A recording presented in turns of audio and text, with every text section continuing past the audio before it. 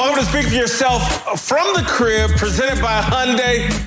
Jason Whitlock, Marcellus Wiley, here to start your week off on this Monday afternoon, this wonderful Monday afternoon. All right, we have a fantastic show planned for you today, a fearless show planned for you. The most fearless discussion of the day returns to this show. We're going to talk about Patriots kicker Justin Rohrwasser and the controversy enveloping him about his controversial tattoo. We'll get into that in about 40 minutes. But we're going to start the show where we love to start the show with the NFL draft. And we're going to head out to Phoenix and be joined by Seth Joyner, a former Philadelphia Eagle great. He lives out in Phoenix now. Seth, a friend of the program. Good to have him back. Let's talk about your Philadelphia Eagles, who made news on day 2 of the NFL draft on Friday by selecting Oklahoma quarterback and Alabama national championship quarterback Jalen Hurts in the second round. This despite having, not long ago given Carson Wentz a new long-term contract. Carson Wentz, clearly their franchise quarterback. But in the second round, they go get Jalen Hurts, one of the Heisman finalists. It was an interesting pick that set off some controversy. And so we'll begin with, and Seth, you go first here. Do you think this is a move that indicates the Eagles have lost a little bit of confidence in Carson Wentz? I really don't think so, even though I'm head scratching a little bit at this pick. I really don't get it. I don't understand it. If you want to draft a Jalen Hurts, you can certainly wait to the third round, maybe the fourth round, and hope that he's there. But I really don't think when you give a guy $66.5 million guaranteed and an extension, $128 million over the next 4 to 5 years, that they're really worried about Jalen Hurts being a threat to Carson Wentz. But it does lead you to scratch your head a little bit as to why you would make this move in the second round with the 53rd overall pick.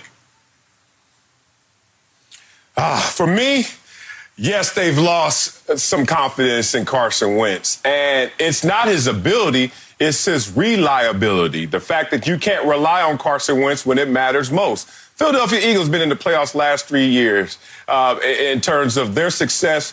Where was Carson Wentz in those situations? Didn't play in 2 of them. And the third one he started and didn't finish. So now they're saying to Carson Wentz, who shouldn't feel slighted in this because, as you mentioned, Seth, you got a $128 million contract from the Philadelphia Eagles. That's the confidence in your ability. The confidence that we're losing in your reliability means it's time for us to ride with you, but put our seatbelt on. And that seatbelt is called Jalen Hurts. And that meant we had to go in the second round and get someone who's reliable, who's durable, and also knows how to play his role, whether a starter like he was at Alabama, Oklahoma, or even as a backup, still becoming a leader like he was at Alabama when he lost his job to Tua. So if I'm Carson Wentz, I just have to appreciate that the Philadelphia Eagles are still riding with you, but they're no dummy. It's time to put the seatbelt on, named Jalen Hurts. Totally agree with Marcellus here. Listen, the formula for Philadelphia when they won the Super Bowl, they had a hell of a backup quarterback who came in and actually played and led them to that Super Bowl. They went all in on Carson Wentz, let Nick Foles walk down to Jacksonville, gave Carson Wentz a huge contract. And so to me, this, again, do they still believe in Carson Wentz? Absolutely. But have they lost a little of the confidence that he's the guy that can get you through 16 weeks and the postseason? I think without question. And so if they were 98% sure Carson Wentz was their franchise quarterback when they let Nick Foles walk, I think today with this move here with Jalen Hurts, they're at about 85%, which is still good, but they've lost some confidence in Carson Wentz, Seth. No question about it. Well, this is why, I don't feel that way. If you're worried about a backup quarterback for your off-injured quarterback, starting quarterback, franchise quarterback, then you don't go in the draft to get that guy because that guy still has to be developed. He's got to learn the system. He's got to learn how life works in Philadelphia. All of these things he has to learn. If they aren't took Lamar Jackson 10 years. Hey, listen, Lamar Jackson and Patrick Mahomes, they are the anomalies of the NFL. You don't see a whole lot of young quarterbacks come in the game like those guys. And what Andy Reid did and what Jim Harbaugh did. Took Russell Wilson, 20 years to get it together? Russell Wilson didn't play until his third or fourth season. He didn't become a starter until his third or fourth season. Okay? So now. Russell Wilson? No, Seth. Russell Wilson didn't come in the league as a starter? Yes. Listen. Yeah, he did. Yes, he did. He beat up Matt Flynn, the guy that they paid all that money. He lost his job in training camp. We're still talking about anomalies. Yeah, we're gonna move on to the next topic. No. Yeah, we're gonna move to the next one. I gotta make my point. If it's a confidence thing, then you go get a veteran and you bring that guy in. If Carson Wentz gets hurt this year, Jalen Hurts is not stepping in and taking this football team to the Super Bowl like a Nick Foles. He can't do what Lamar and Russell Wilson did. Not happening. Not happening. All right, let me ask you this, Seth. Let me ask you this. Maybe you'll be on better ground here. Should Carson Wentz be bothered by this move at all? No, he's got 128 million reasons not to be bothered by it. And, at the end of the day, every executive in the Philadelphia Eagle organization, their wagon is hitched to Carson Wentz. If Carson Wentz doesn't succeed, this is not going to bode well for Howie Roseman. It's not going to bode well for Doug Peterson. It's not going to bode well for a whole lot of people. Because when these moves were made, Jeffrey Lurie, the owner of the Philadelphia Eagles, pretty much said that now everyone's accountable. Everyone's going to be held accountable for the draft picks that are made, so on and so forth. So I don't feel in any way that it really makes that much of a difference because, hey, Carson is their guy. He's going to be their guy. Yeah. No, he shouldn't feel slighted at all. You talk about Carson Wentz. Like you said, he has the contract. You're the starter. And Whitlock knows how much I look at sports through the track and field lens. Hey, man, when you're in the league, don't look backwards. All it's going to do is slow you down. If I'm Carson Wentz, I'm the starter. I have all the leverage. I have the money. I have the opportunity. This is my job that Jalen Hurts is not even here to take. But the nature of the beast is they're going to find someone always in the NFL as a backup that's cheaper and that they hope they can play up to a level, to a standard that makes this a real conversation. So if you're Carson Wentz, don't hate the player, hate the game. That's the nature of the beast. They're always trying to find your replacement, but in this situation, it's not direct. It's just to fill out the roster in case of injury. Carson Wentz took the high road, tweeting out a welcome to Jalen Hurts. I don't buy it. If I'm Carson Wentz, I am bothered. To me, wasn't there an offensive lineman in the second round you could get for me? I've been beat up. I think we could improve this offensive line, the running game, the pass protection. I would be bothered. Here's my little final last topic that I'm most interested in. Jalen Hurts comes to the NFL with a reputation as a leader unmatched. This guy's character, leadership abilities cannot be questioned. You cannot say that about Carson Wentz, his leadership abilities, quality, how he's seen inside a locker room. Could Jalen Hurts' arrival, Seth, inadvertently further undermine Carson Wentz as a leader in Philadelphia? No, I don't think so, because I think when you go back to the second half of last year, there were certain players within that locker room that had allegiances to Nick Foles. But when you move on from Nick Foles, that doesn't mean that those allegiances are broken. As you looked at the second half of the season last year, when some of those players were no longer on the field, all of a sudden you could see Carson's confidence and his leadership take on a whole new tilt. Look at all the young wide receivers that they drafted. Look at the young guy that they went and they traded for. They have set to be the unquestioned leader. And anyone who's in that locker room who doesn't buy into that, they need to be out. Hey, look, this situation is interesting in terms of trying to put in Jalen Hurts' leadership ability into the conversation. likability in the NFL is not necessarily the decision maker, but it is the tiebreaker. So if there ever is a situation where Jalen Hurts can demonstrate ability, whether it's tremendous ability in practice or because of injury he gets in the game, then it becomes a real thing if you're looking at it from Carson Wentz's perspective. You got to remember, if you're Carson Wentz, there have been too many reports that you don't touch all four corners of that locker room for different issues. I don't even want to go down that rabbit hole, but there are enough reports where there's smoke, there's fire. So Jalen Hurts can come in with the likability, and that's something as an asset that he can use, but he can only use it if he's on the field balling, and then it will be a tiebreaker.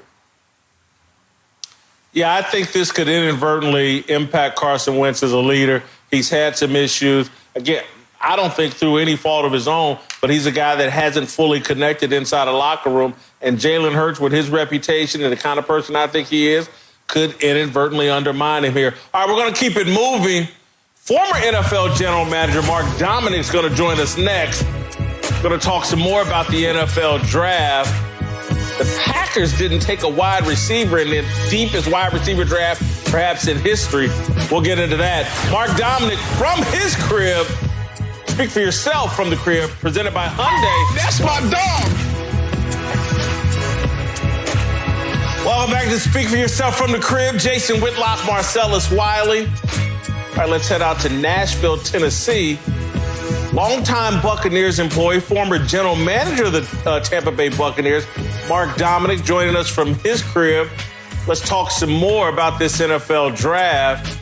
And perhaps the oddest choice, or the choice that has gotten the most criticism, the Green Bay Packers not only trade up to get Jordan Love in the first round, they go the entire NFL draft without taking a wide receiver, providing Aaron Rodgers perhaps the receiving target he needs to make sure he holds off Jordan Love. You think the Packers, and to me, what this sets up is the possibility of the Packers moving on from Aaron Rodgers. Do you think it's a possibility that within the next year, Mark, the Packers trade Aaron Rodgers?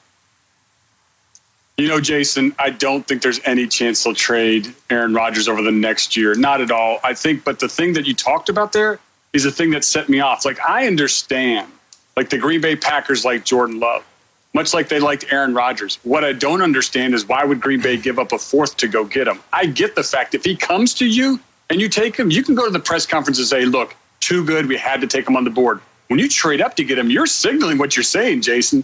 Hey, we're going to change our quarterback here somewhere in the near future. So to me, this was a shock that they would actually give up the fourth to go get him, because I think if they could have just sat there and waited for him and Jordan Love falls to him, it's a lot different conversation for everybody, whether that's Aaron Rodgers, whether it's the coaching staff, whether that's Brian Gutekunst, whether it's the players. So all that's a lot different.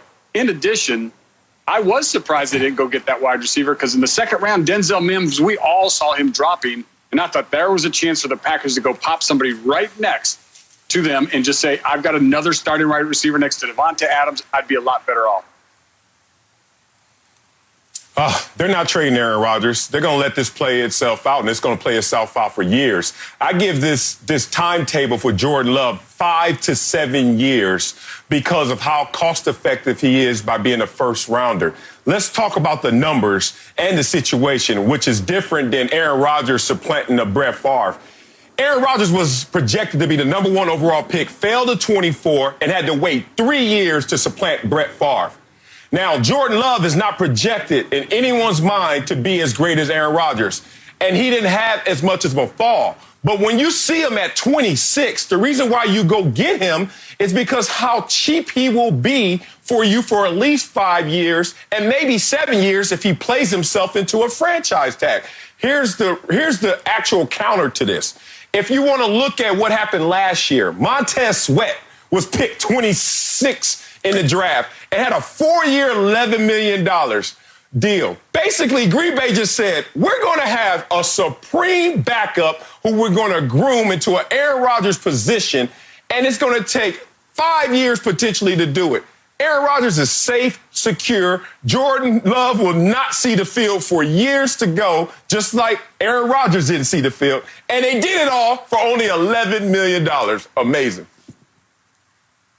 I listened to both of y'all, and to me, it sounds like y'all arguing why I think he can get traded within the next calendar year or 12 months from now at some point, because they went out and traded up for Jordan Love. That, to me, speaks to how invested they are in him.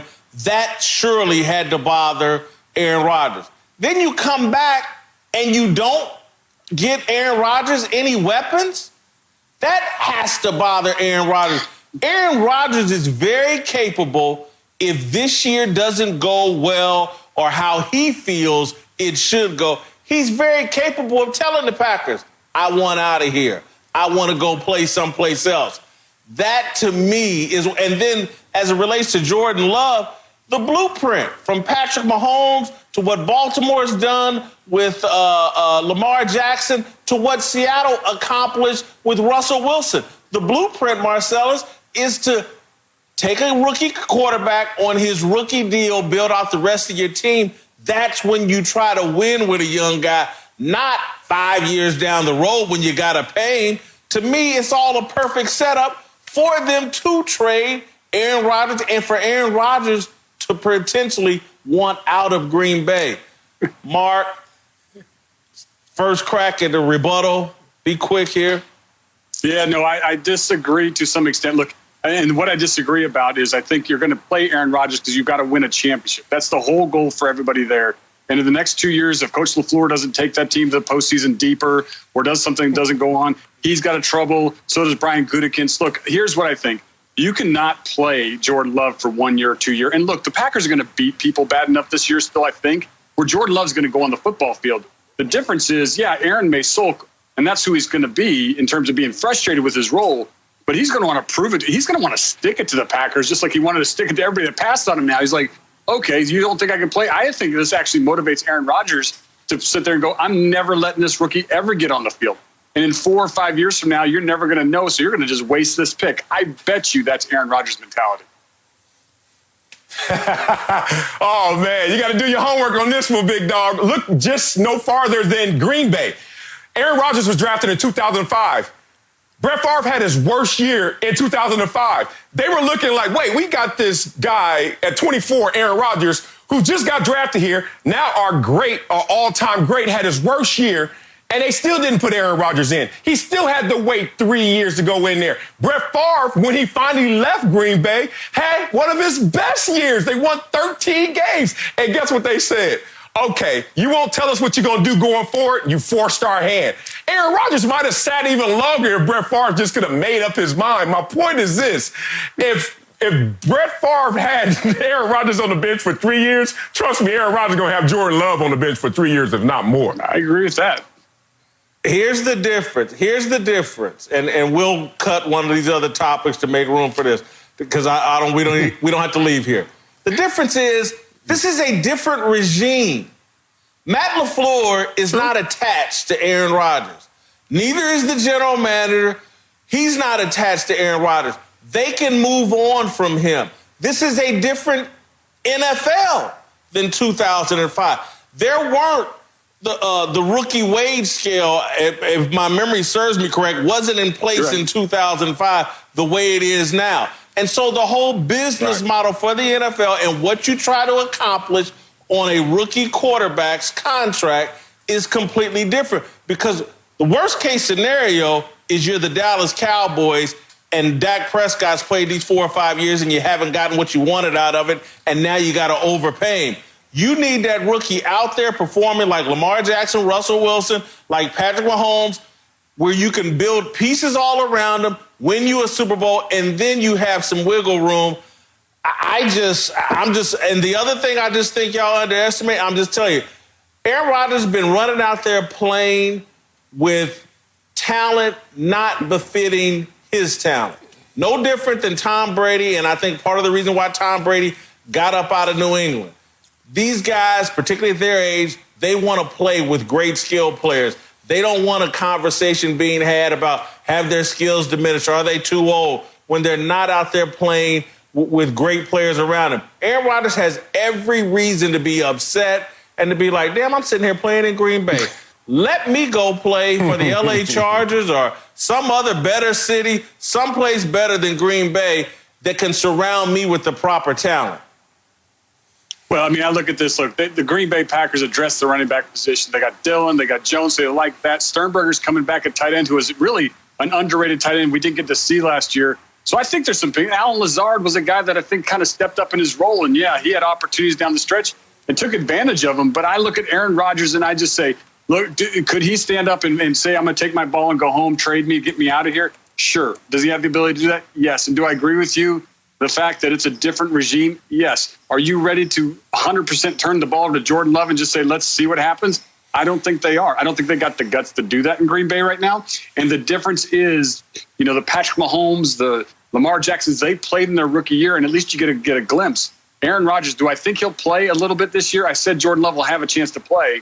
It's going to be a very short offseason, if any. That's a big difference in terms of like the rookie mini camps and all this kind of time to get ready. I just don't think you can think about this in the next 12 months. I think this is at least 2 to 3 years out where you get Jordan Love in your offseason program for an entire year, and you want to see him around your players to see how good of a leader is he really, because that's really what they're saying. They don't like Aaron Rodgers, the leader, because you can't not like anything else about Aaron Rodgers. So now is Jordan Love going to be better? You got to see it in person. All right, let's keep moving here. Another interesting decision. Jameis Winston chooses the New Orleans Saints, and according to reports, had a better offer from the Pittsburgh Steelers, but Jameis preferred working with Drew Brees and Sean Payton. Was this a no-brainer decision for Jameis Winston to take less money and go play with Drew Brees and Sean Payton? No-brainer decision? No, it wasn't a no-brainer decision. It was really close. Obviously, the blueprint of Teddy Bridgewater was easy. Having known and worked with Mike Tomlin for so many years, that's a coach you do want to be around in terms of molding you. So that part, I think, is the only difficult part. The skill set, knowing the South, knowing Sean Payton, Michael Thomas, Emmanuel Sanders, Jared Cook, Alvin Kamara. Yeah, and here's the other thing. I'd sit there and say, just like we talked about Jordan Love, the good news for them are the Saints are good enough where Drew Brees is going to wipe some people out. They're going to beat somebody 45-14, and Jameis Winston is going to go to play a quarter and a half, and show everybody that what I still believe, even though I wasn't the GM when Jameis Winston got drafted, I think Jameis Winston's going to get another shot to be a starter. And he saw this as not only just the opportunity to go learn under some coaches, but what if they won a championship? What if Drew Brees says, I'm out? Then he's got a chance to jump in there and maybe be the starter next year. Yeah, for me, it's a no-brainer. And I'm glad that LASIK surgery is working because he can see clearly right now. And I think what we're looking at, people are looking at the wrong things and saying, why did Jameis go to New Orleans? It's not because Teddy Bridgewater went to Carolina and got paid $63 million. It's because the same Teddy Bridgewater last offseason had multiple offers and opportunities to be a starter, despite only playing one game and losing that game and not playing that well in that game. What does that mean? If you're Jameis Winston, walk into the New Orleans Saints locker room, just like Teddy Bridgewater did a couple years ago. Teddy Bridgewater had injury concerns, and he even had concerns in terms of his ability. Would he pan out? He plays one game, and already everyone wants to offer him an opportunity. So Jameis is thinking like, wait a minute, what is the risk here? If Teddy was able to translate one suspect game into an opportunity, even if I don't play, just the glow, just whatever it comes from being a New Orleans Saints quarterback is going to get me back on the market in an attractive way. I'm glad he was able to dive into that detail. Not the success of Teddy Bridgewater leaving, but the fact that even in normal performance, he still had opportunities. I don't see this as a no-brainer decision. I think there's a way to argue that this isn't the greatest look for Jameis Winston. And that's not me arguing that, because for me, Jameis showing some maturity and being a bit more patient probably is a good look. But someone may look at it and say, is he the ultimate competitor? There's a better chance, to me, of him playing in Pittsburgh. Ben Roethlisberger didn't play all last year, elbow injury. He's old. He gets hit a lot. You go to New Orleans, they've already paid Taysom Hill to be the backup to Drew Brees. He's going to be in a fight to be the number 2 quarterback. They're financially invested in Taysom Hill. Drew Brees, obviously a Hall of Famer. He's not coming out unless there's some sort of injury. But then who comes in if he does get hurt? If I'm a competitor, Pittsburgh was a better choice. All right, we got to keep it moving. Last Chance, or not Last Chance, The Last Dance documentary. Episodes 3 and 4 aired last night on ESPN, and they were absolutely terrific. We're going to be joined by former Chicago Bull great B.J. Armstrong, who was on the first three championship teams with Michael Jordan and the Bulls. More Speak for Yourself from the Crib, presented by Hyundai. Welcome back to Speak for Yourself from the Crib, presented by Hyundai. Jason Whitlock, Marcellus Wiley on a wonderful Monday afternoon. All right, let's move out to B.J. Armstrong's crib here in L.A. B.J., former Chicago Bull, like the rest of us, watching ESPN's Last Dance documentary about the final Michael Jordan, Scottie Pippen, Dennis Rodman-led season of the championship Bulls in 1997-98. Last night, they covered some interesting ground. The documentary, a bit more appreciative of Jerry Krause, spent some time focusing in on Dennis Rodman and his role with the Chicago Bulls, and, of course, kept his focus on Michael Jordan and how he manipulated and ran the team. Who did you gain the most respect for last night, Marcellus? Michael Jordan, Jerry Krause, or Dennis Rodman?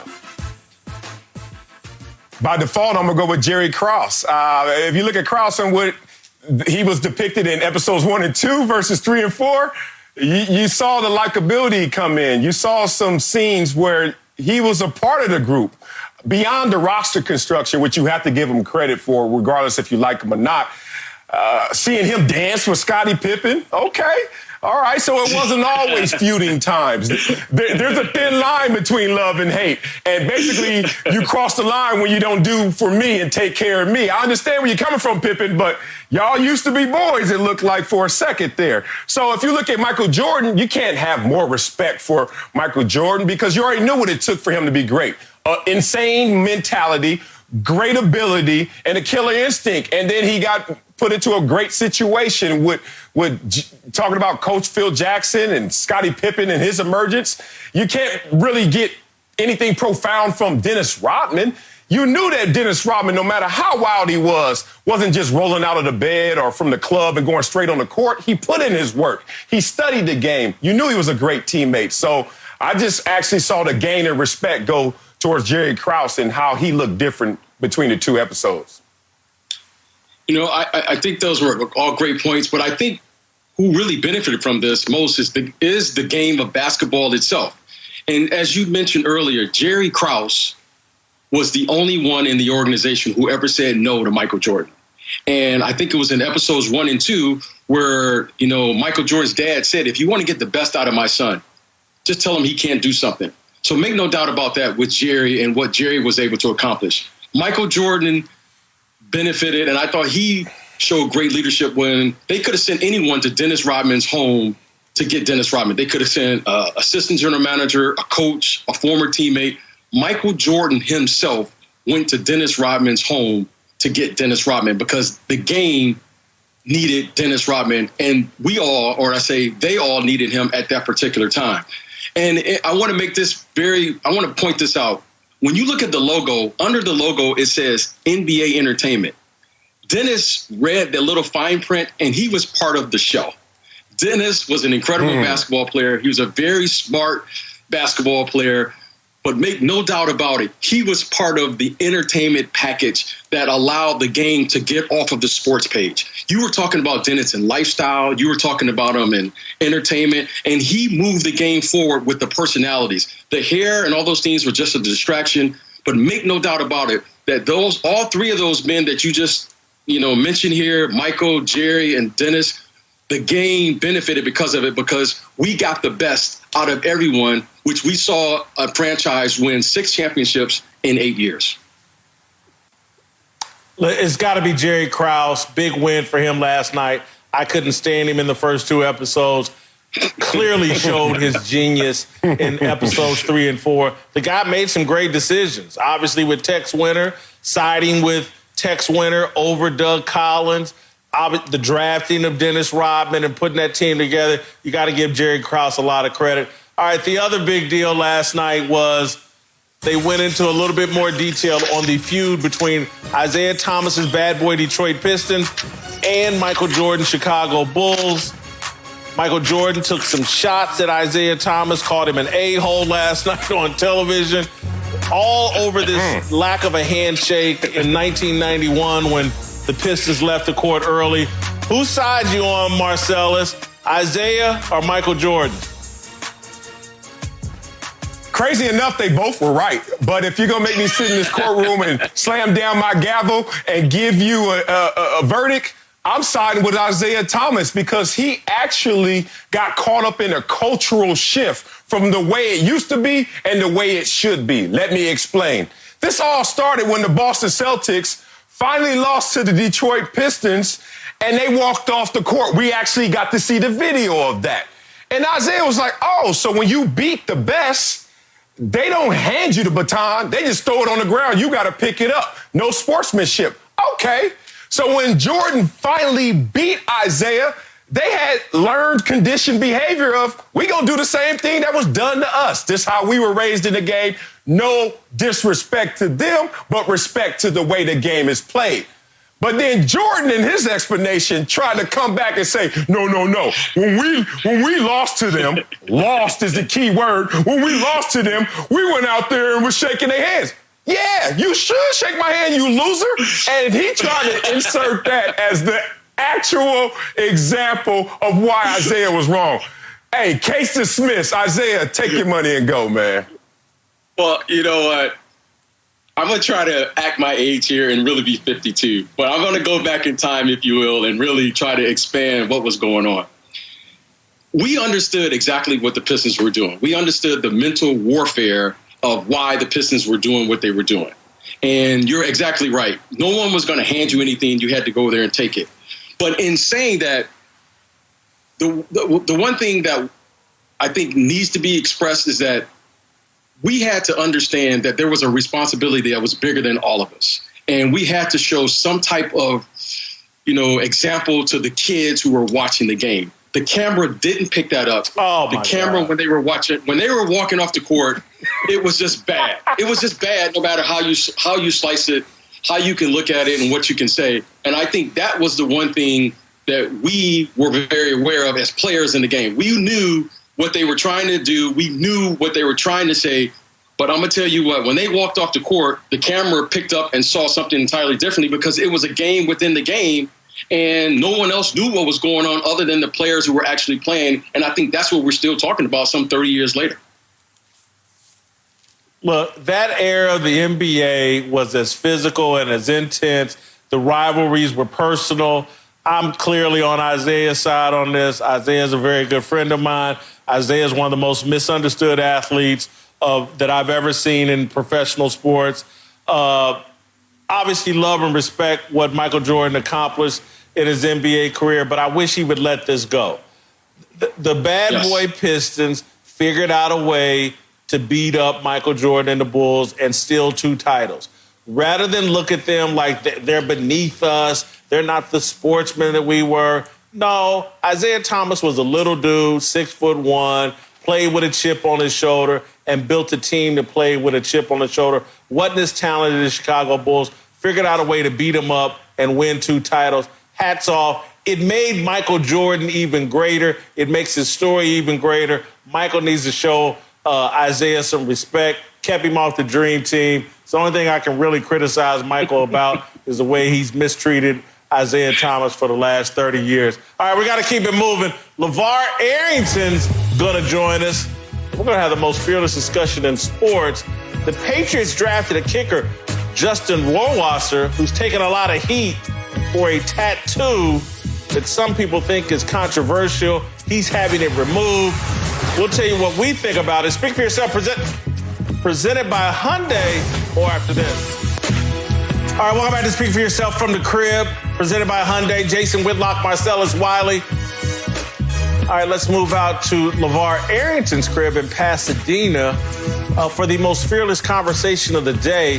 The New England Patriots, on day 3 of the NFL draft, selected a kicker, Justin Rohrwasser, who has a 3%er tattoo on his left elbow. Rohrwasser said he got the tattoo when he was young and that he's going to have the tattoo covered up. 3%ers are a group that is pro-guns, critical of our government. Some people claim they are racist, but I did a lot of research on this. Couldn't find that. They are very conservative and considered right-wing. We've had some people call or insinuate that Rohrwasser is racist, including Jamel Hill on Twitter. Is this tattoo a big deal, little deal, or no deal, Marcellus? It's a little deal that could be a big deal. And I say it's a little deal right now because he feels that he needs to take it off. And there's an explanation and a reason why he's feeling like he needs to take it off. It's not just public pressure. It's not just job security. There's another reason why you would go and take it off versus go to bat for this if it's all with pure intentions, this tattoo. Now, it could be a big deal if you actually got the tattoo and you knew why you did it and you're lying about that. But we're not at that place right now. Like you said, I did a lot of research on this as well. Conservative. Yes. But racist, we're doing a lot if we want to take that step or that leap. And I'll give you this example. It's not apples to oranges, but in terms of the difference, but I want to explain this. I grew up in L.A., Compton, had uncles, original gangsters, not just a term thrown out as like, oh, you older than me in the gang, like original gang members who started gangbanging because they wanted protection and community activism. Then it morphed into something else. And because they weren't purely mapped onto all of the attributes of that group, they had a decision to make. All I'm saying is this group could morph into something different than what you originally believe in concept. Did the kid get caught up in that? Or is the kid lying and saying, no, I wanted to ride the entire wave of what this became? We don't know that answer. So right now, for me, it's a little deal just because he's giving it up and taking it off. Yeah, I'm going to go no deal. And the reason why I go no deal with this is if he truly was a radical in his belief connected to what it possibly could mean to be within that group, you're not going to sacrifice that and get it covered up and jump out and get ahead of it and basically distance yourself away from what this could possibly mean. So that's my first point. But then to address what you were saying about your uncles, I'm not from South Central. I'm not from Compton, but I am from a place called Pittsburgh, and they gangbang pretty hard there too. And I have a whole lot of family members that are connected within that following as well. I'll say this. We're opening Pandora's box by singling this dude out and saying, look at his tattoo. If you've been in a locker room before, if we're taking inventory on what tattoos are on people's bodies and what they mean, how many fines are we going to get that say this means this, or this tattoo means that, or that tattoo meant this, all right? So to me, I'm trying to figure out why are we singling out this young fella to begin with? If there was content that surfaced that said that there was a problem that surfaced with him doing something that was directly offensive, divisive, something that would really be looked at as being racist or any type of setup in that way, then now it becomes a deal. But to see a picture of his forearms and to now single him out, tell me the top 5 guys in the NFL that have a ton of tattoos on them. Tell me you know that every tattoo they have and what those tattoos mean and what they stand for. I would challenge you on that. Yeah, I think that we have a lot of professional athletes. A lot may be a strong word, but we have several with gang affiliations. And some of them are proud of their gang affiliation. And I think that in terms of action, some of the gang affiliations perhaps more reprehensible than anything I could find about the 3%ers. I want to go a step further, though, and just talk a little bit about myself in terms of when you're a young person and you're on a journey towards enlightenment and knowledge and trying to figure out your beliefs, you can end up in some places that are a little darker than what you realize, and you won't realize this until later in life. And I say that because as a college athlete at Ball State, there's not a friend of mine that didn't know I got Louis Farrakhan tape shipped to me on a monthly basis. Me and my friends went to Chicago for Savior's Day regularly in support of Louis Farrakhan. We were first in line at the Million Man March. That's not a representation of who I am today or who I later continue to be on my journey of trying to understand and figure out what I thought about America and my place in it. Young people will go on a journey that takes them some different places. And I think we need to give this kid the opportunity, the same one I got, to make some mistakes on this journey. The other part I'll add is just when you go to hip hop, there's a thing called 5%ers. And if you understand hip hop and its influence out of New York and the 5% movement out of New York, it's a spinoff of the Nation of Islam and Eric B. and Rakim, Big Daddy Kane, legends in the hip hop industry. But everybody out of New York rap has been influenced by the 5%ers. They believe the white people are the devil, black people are gods. It is clearly a supremacist mentality from the 5%ers. We allow all of this, but this kid with his tattoo and allegedly this group is anti-government or is critical of the American government. But when Colin Kaepernick is critical of the American government, we're all supposed to celebrate it, and it's the greatest thing in the world, and how dare you question him? So there's this thing of who can and can't criticize the government, who can be in support of the Second Amendment, and who can't be. This kid's being singled out. It's no deal to me. It's unfair what's happened to him. Let's see where his journey takes him. To me, he's clearly removing the tattoo because he wants to start his NFL career, doesn't want to bring that baggage into the locker room and having people ask all kinds of questions.